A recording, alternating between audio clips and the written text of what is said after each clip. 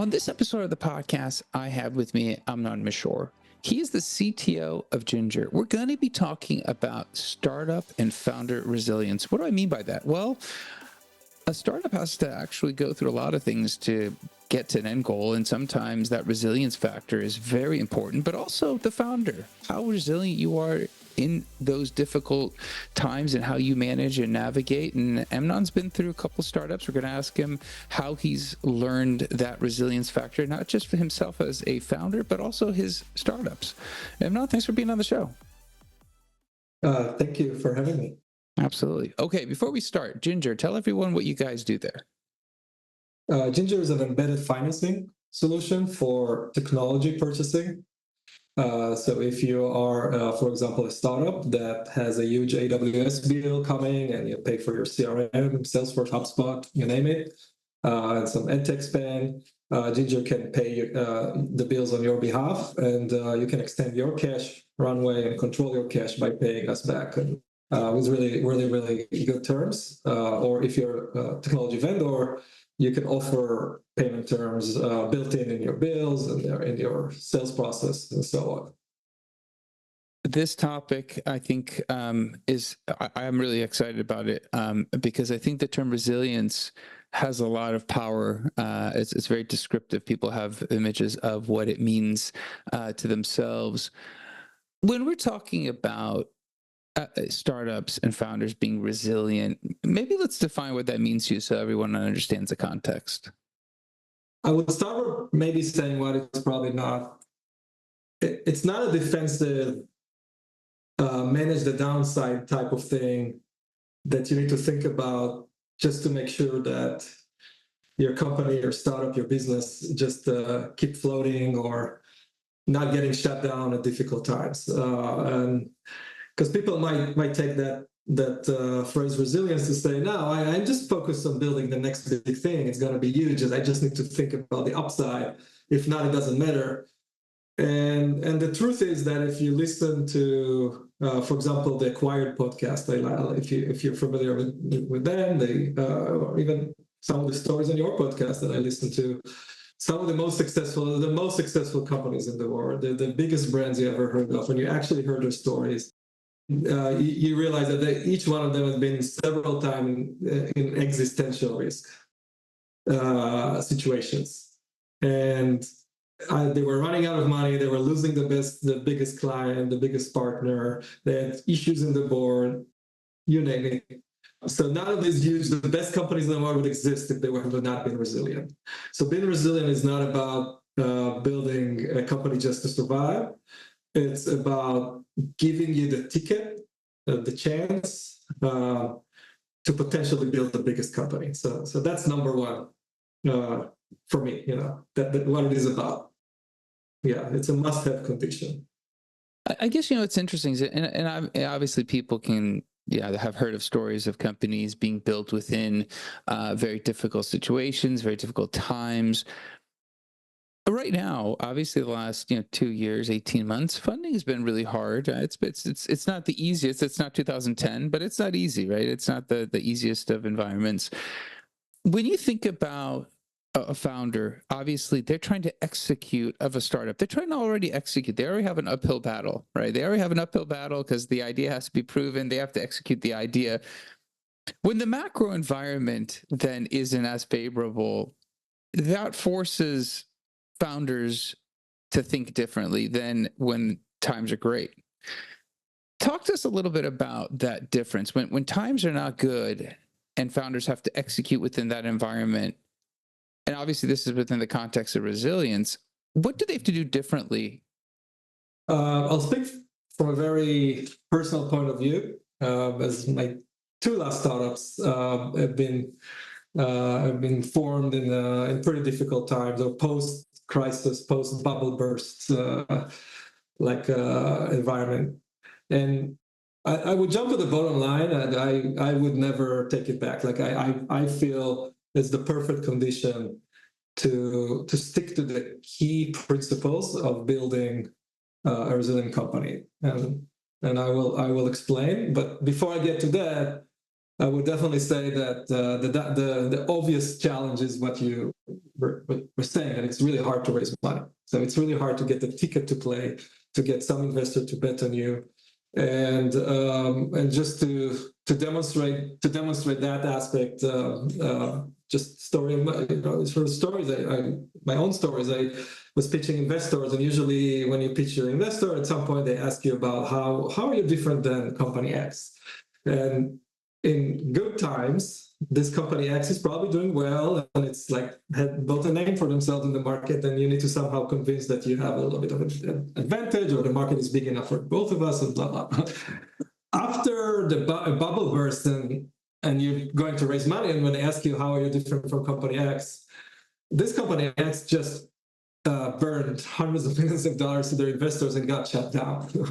And the partner that you've been pitching needs to explain to their partners whether why they're going to do that again and look ridiculous by investing in this thing that's absolutely proven to be a failure, because so many companies got hit and so many companies get shut down, and they will always find this example. So that's obviously the challenge and the hard part in starting a company in difficult times. And I've seen too many, by the way, founders, friends that were forced to compromise on maybe the principal one of building a resilient company in hard time, which is find the right partner to build a company with. So they pitch so many, and eventually, the only investor that will give them money, they will go with, which in the non-ideal settings, because this investor doesn't see eye to eye at all the vision that you build, what you're building. This investor is not a good long-term investor. This investor will be very tough to deal with in difficult times. So all of the things that are important in picking the right investors, this is extremely hard to do when it's a challenging economy. And I would even advise sometimes people to walk away from money and not just go for it if you can't keep some of these principles. But this is the pessimistic side of the answer. That's really interesting, because as I'm listening, when times are tough, and I guess the expression, if it's broke, don't fix it. When things are easy, you might overlook certain things because things are coming easy, and you're like, why would I focus on this? I'm focused on my priority of growth, or I'm focused on these other things because it's not a problem. When it becomes a problem and you start paying attention to those problems, all of a sudden you're like, well, why are we spending a little bit more here? Why are we can I do this myself? Well, can I save this? Can I make those adjustments? Do we really need these features just because they're on the roadmap? What's the core? And it's interesting that, and I guess it's human nature. I don't think it's founders necessarily. I think if we were to look at the entirety of the macroeconomic situation, everyone, when times are good, go on extra vacations and do all that stuff. As soon as there's a contraction, everyone asks the questions of should I. Those questions that are asked in downturns, those should I's, are they honing the business model better, the culture differently? Because obviously it's forcing the founder to think differently versus when, hey, things are just coming easy, or at least in a better economic climate, that is. 100%. And I think you said it well. The contrary is building a startup in a bubble economy, if it's the right term. Even if you're an experienced founder and you know all the principles of building the company right and building it in a resilient way, keep the burn low, and even if you're familiar with all these things, you don't live in an isolated environment, and the environment forces you to compromise. It forces you to pay 50% more to each employee, even if you don't think they're worth it, because otherwise they will just leave to a different company. It forces you to build too many features because your competitors are just raise endless amount of money, and they're just not thinking, just building everything, and your clients are demanding it because they're hearing it from your competitor. So you've been forced to do things that are suboptimal. Marketing, you're forced to spend way too much on stupid events that maybe don't lead you to the right people because you feel your competitors are out there and you have to do it. You have to be partner with all the big, spend too much time in technology partnerships that maybe doesn't bring back much. And it's really hard to stand by and look and all of your well-funded peers doing all these things and be extremely loyal to your principles and say, no, I'm just doing the right things.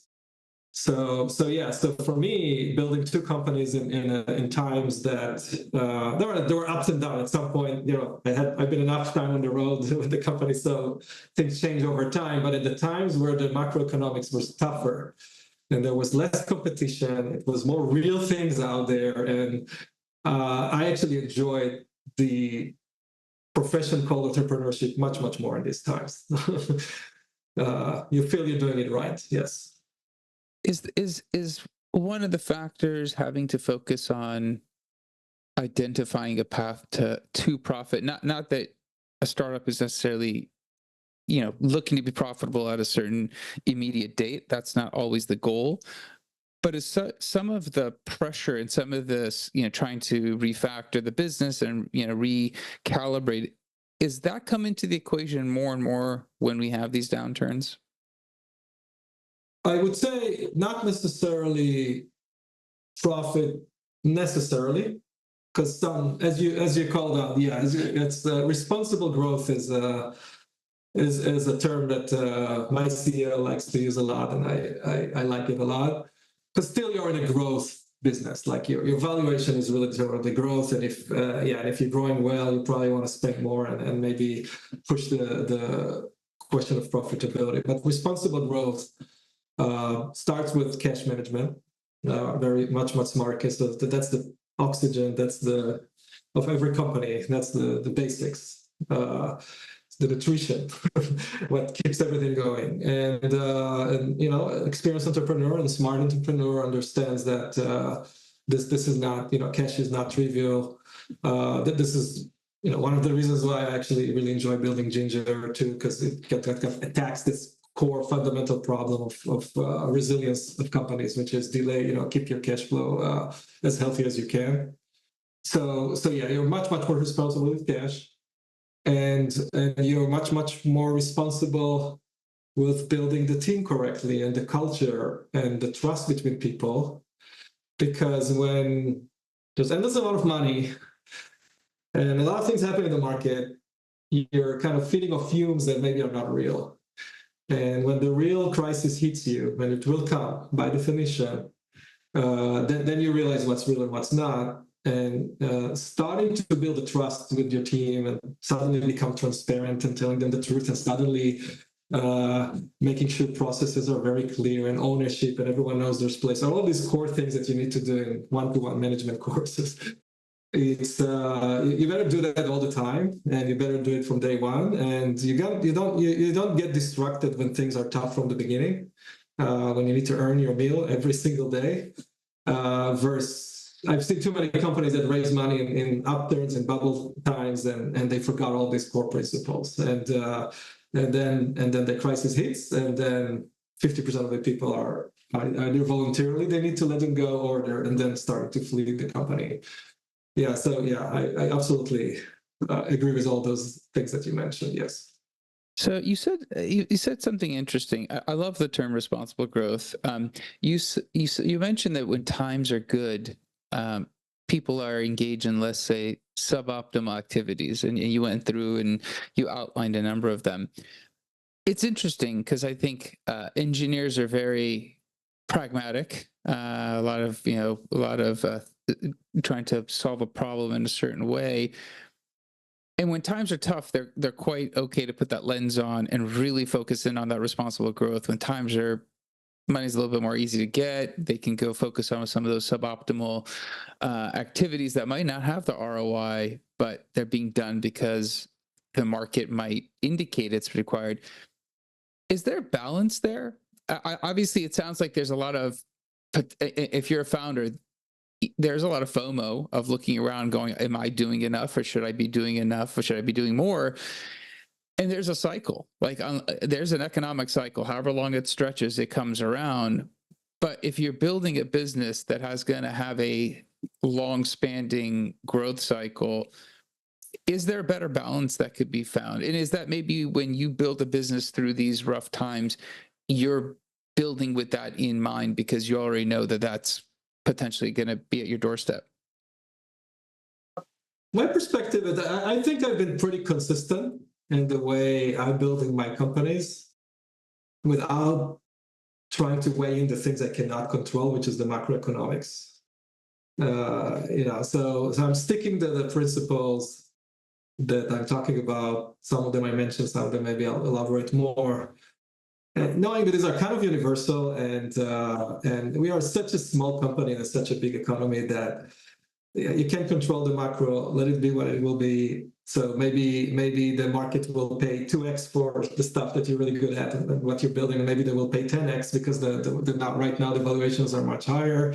Maybe the investors will put X amount of money in your company, or maybe you'll put a little bit less. You can't control that much. So therefore, I prefer to focus on what I can control and not change that too much relative to the economy, unless again some things happen, like competitors will influence your behavior or stuff like that. But I wouldn't, from the beginning, strategize and saying this is an amazing economy, I'll build a company in one way because I know I'll sell it for $10 billion just because right now the valuation is so high. Let's just do that. It's so volatile. It's one of the most unhealthy things, I think, for a founder to do, which is literally bet, think like a hedge fund and bet on the economy and take a strategy, change your strategy, your product strategy, your the way you build your company just because you feel you understand what the macroeconomics look like. I love that. And I know some VCs listen, so they might not like this next question, but I'm curious. I'm going to ask, obviously you mentioned growth is important. Every startup is looking for growth. You're looking for valuation growth. You're almost rewarded to a certain extent in terms of those milestones. We glorify it. We talk about the ones that hit a unicorn status. That's a marker people strive for.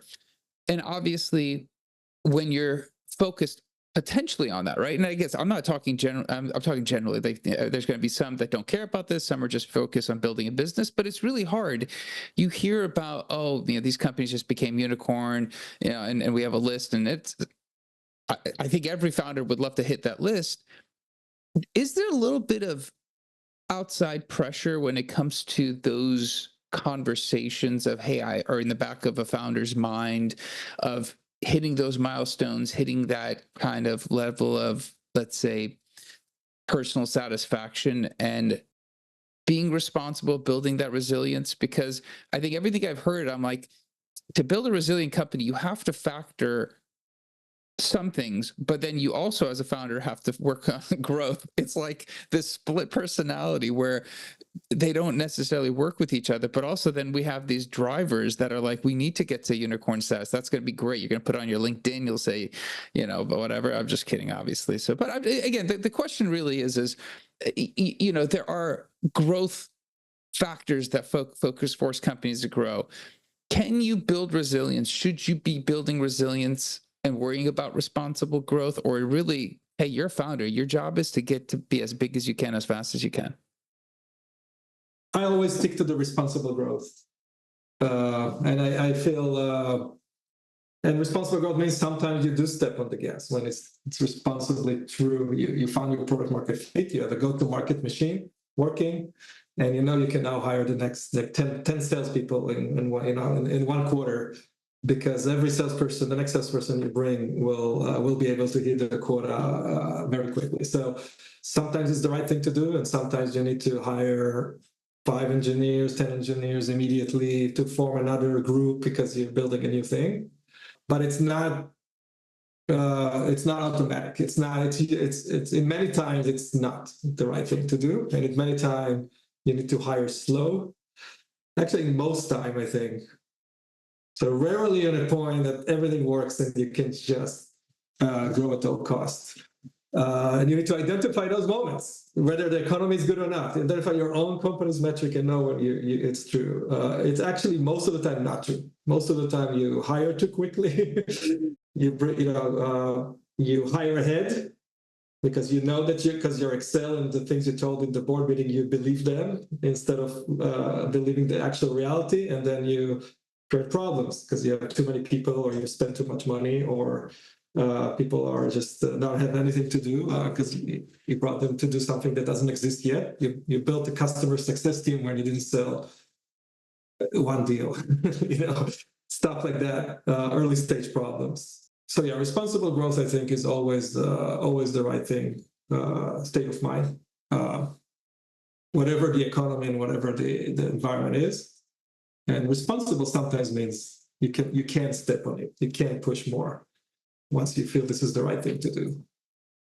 I like the description. I think maybe the question I'll ask is, how do you then define responsible growth? Because if I'm listening, I'm a founder, or I want to be a founder. I'm like, okay, well, when I have that idea and I've got funded, I feel like I need to go as fast as I can because I need to hit these milestones. I need to get an MVP out. I need to put out more features. I need to sell. We need that distribute. All these things. I need to build a funnel.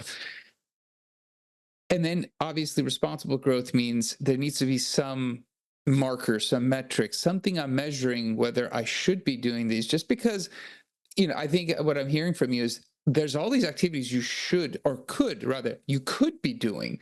The question is if they're growing responsibly, is they may not all happen at the same time. They may happen in different cycles and phases. How do you evaluate that as a responsible growth? So how do you know, what do you need to see to go? In your example, you said, you could hire 10 salespeople and they could all hit their quota and you feel confident about that. What would you have to see? What are you looking for?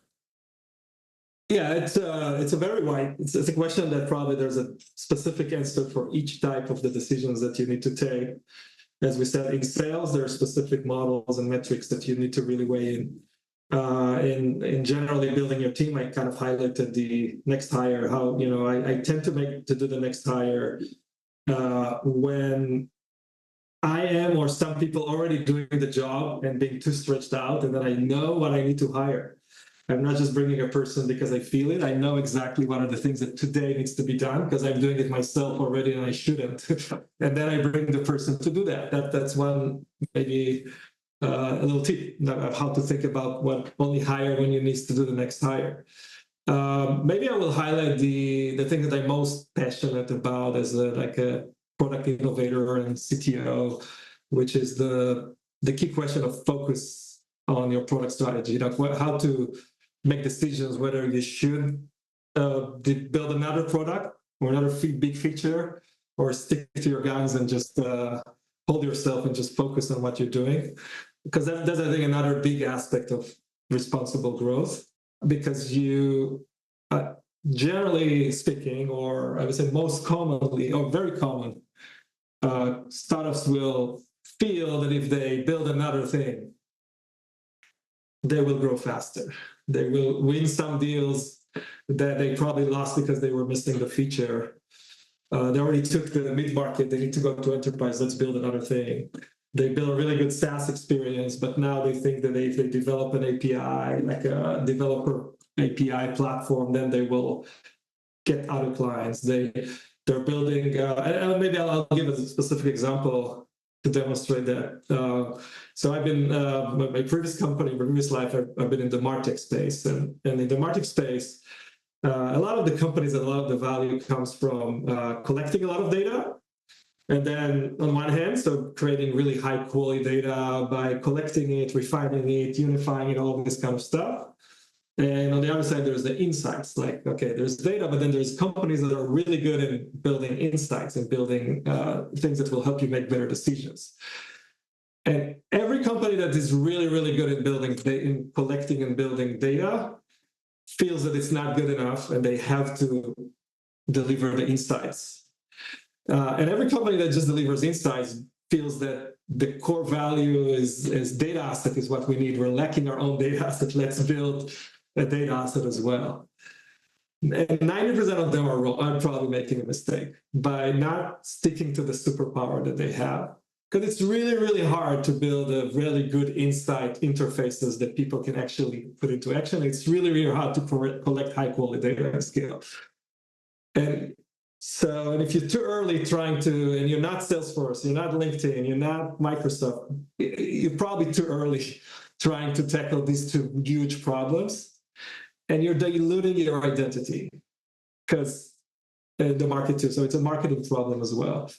So defocusing too early, I think, is one of the biggest aspects of non-responsible growth, because it means that you need to hire a bit more people. It means your mind share is spread. Your salespeople are confused. You need to have more enablement to sell. Marketing is confused. You need to do more, and you're losing your identity in the market, and you lose your identity among your employees too, because they used to think we are the best data people, and now you tell them we do other things, and once things become tough, they even don't know what we are for here. So this is just an example I personally dealt with a lot, and I've seen so many companies dealing with this example. It probably exists in every single startup, which is the focus question. And there's usually a bias to be not focused enough, and therefore probably not stick to the principle of responsible growth and think that if I just build another thing, I'll grow faster. Interesting. Yeah, I mean, that's great insight. That's a great example, great use case of how you kind of view that. And I think it's interesting because as I'm listening back in my mind to everything you've said, I feel like part of when, again, you've done this now twice, kind of battling a tough market, it seems to force you to make those decisions, those trade-offs more consciously, because you don't have the luxury of maybe running out of funding and knowing you could potentially get funding easier. So you're kind of forced to be like, hey, I got to have some checks and balances. I cannot build outside these core competencies, because if I don't execute on this, and maybe that's a cornerstone, maybe that is something that really does enable, I think, obviously Uber came out of the 2008 financial crisis. There's a bunch of companies that got funded that are all name brand, and not to say that's the sole reason that these companies got big, but it does force you to make those decisions to consciously find maybe those niches that will help you down the road. Whereas if you have a little bit more liberal option, maybe you don't. Maybe you're like, hey, I will add this product because maybe it does grow our revenue, like you said. That's very interesting. I like that. Yeah, I can add another. I absolutely agree with what you said. It's actually easier to build. That's why it's easier to build a company when things are tougher out there, because you're less inclined to do those mistakes and think you're invincible and have enough resources out there and get away with all these mistakes of not being focused, not being lean, not all the ABC things that startup people need to understand. The hard part of it is when you are focused and lean, you do need to put up with the existential the existential risk that the one thing that you're doing really well probably has. So every startup that chose to do one thing and they do it really well, there's probably one big thing that if it happens, it kills your startup one day. Legal risk, a huge, the famous, what if Google decides they want to do that? That's a famous question. And I face those risks as well. We're living in the market space. There's data risk and legal risk about what data you'll be able to collect in the future. Now in the fintech space, a lot of regulation risk, a lot of big entities that can do stuff that can, so it sounds like it's not resilient. Like if I want to be resilient, then just spread my bets and do many things. But I think it's counterintuitively wrong. Again, live with the things you cannot control. Yes, there is an existential in what you do. Just live with it. Be resilient personally and in your life to know that if that happens, fine, you'll find a way out of it. You'll sell a company, maybe less than what you thought or whatever. But don't think that you can mitigate the risk that you cannot control by spreading by hedging, by building too many things, because that probably will diminish your chances. That makes you much less resilient in the 80%, maybe 10% chance that you get wiped out by something you can't control, but in the 90% chance that it won't happen, you want to be in your best shape. So that's something that is hard to sometimes to live with, but that's part of the job. Absolutely. Amnon, I wanted to thank you for coming on the show and sharing. I mean, tons of great insights, great examples. I love that. Hopefully the audience will reach out if they have any additional questions, just because I'm sure we left a couple things open-ended there. If somebody does want to touch base with you and ask you for advice, or just kind of a little bit further from what we've talked about, is there a good way of touching base with you? yeah, people like to reach out to me in LinkedIn, Amnon Mishor, CTO of Gynger, or just Amnon, AMNON at Gynger with a Y, .io. And happy to engage with anyone who wants to follow up on anything we talked about or anything else. Okay, awesome. We'll put that in the show links. Thanks for being on. Thanks for sharing again. Appreciate it. Thanks for having me. It was a really fun conversation. Absolutely. All right, that's the end of the episode. We'll be back again, different guest, different topic. Until then, two things. One, I think this conversation was fantastic. I think the conversation around responsible growth, and obviously when times are tough, you're kind of forced to make those decisions versus when times are not. And obviously Amnon's experience in building two companies in tougher times, very interesting, and how he had to kind of define goals slightly differently and when to go for growth, when not to go for growth. Some great examples, and I appreciate it. Share this episode with somebody else who might find it useful as well. I'd appreciate that. Also, like, subscribe, comment, let me know how the show is going for you. Until next time, thank you and goodbye.